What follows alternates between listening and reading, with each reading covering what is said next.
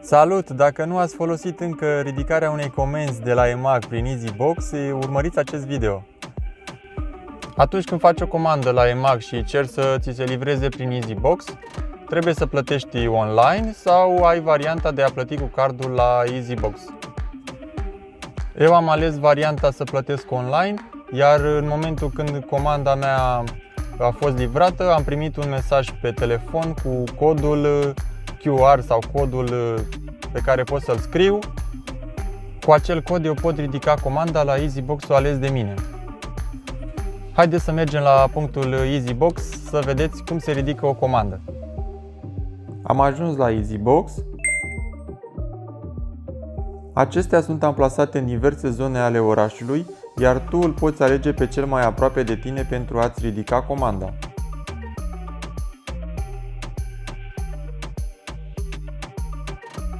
Observ că cel care a ridicat comanda înaintea mea nu a dat finalizare comenzii, voi da eu.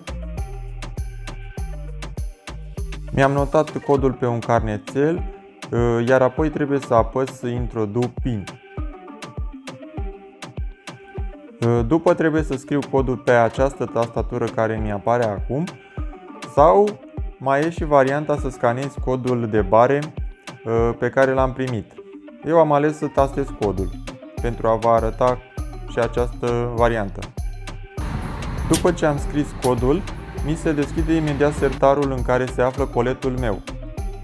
Pe ecran mi se afișează coloana și sertarul unde se află coletul meu. Preiau coletul meu din sertar, îl verific, apoi închid această ușiță și apăs finalizare. Vă invit să urmăriți și alte videotutoriale de pe acest canal de YouTube, apăsând pe iconițele care se află în acest moment pe ecran. Mulțumesc pentru atenție, vă doresc numai bine!